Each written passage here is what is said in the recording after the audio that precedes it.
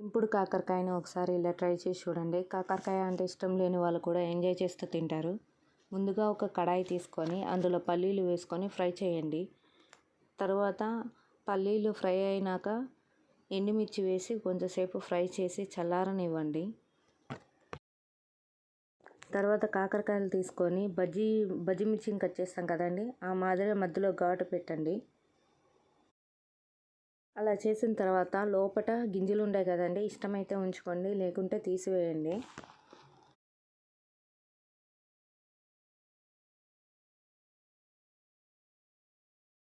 తర్వాత కడిగి పెట్టుకున్న చింతపండుని కొంచెం వేయండి. చింతపండు వేయడం వల్ల చేదు అనేది ఉండదండి.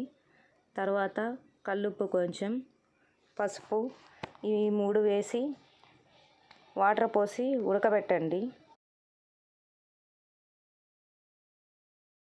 కాకరకాయ ఉడికేలోపు లోపల స్టఫింగ్ కోసం ఒక మిక్సీ జార్ తీసుకొని అందులో వేయించుకున్న ఎండుమిర్చి, పల్లీలు, కొంచెం ఉప్పు, పసుపు, వెల్లుల్లిపాయలు వేసుకొని గ్రైండ్ చేసుకోవాలి.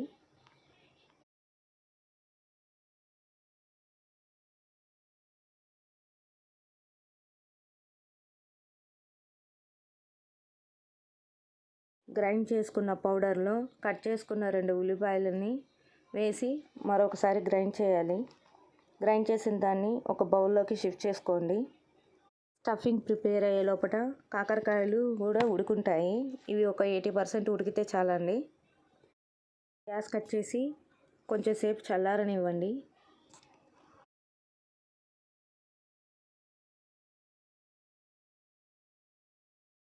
చల్లారిన తర్వాత వాటిని వాటర్లో నుంచి పక్కకి తీసుకోవాలి.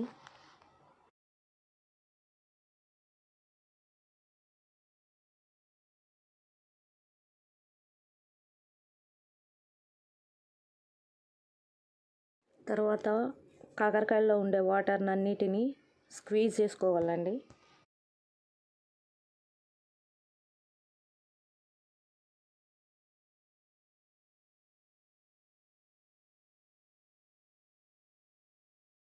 తర్వాత ఒక కడాయిలో ఆయిల్ తీసుకొని ఆయిల్ హీట్ అయినాక ఉడకబెట్టిన కాకరకాయలని ఆయిల్లో వేసి ఫ్రై చేసుకోవాలి.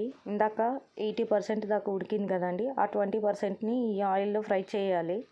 ఇలా ఫ్రై అయిన తర్వాత పక్కకు తీసుకొని అదే ఆయిల్లో కరివేపాకు వేసుకొని కరివేపాకు కొంచెం వేగిన తర్వాత ముందుగా ప్రిపేర్ చేసుకున్న స్టఫ్ని అందులో వేసి పచ్చివాసన పోయేదాకా ఫ్రై చేసుకోవాలి.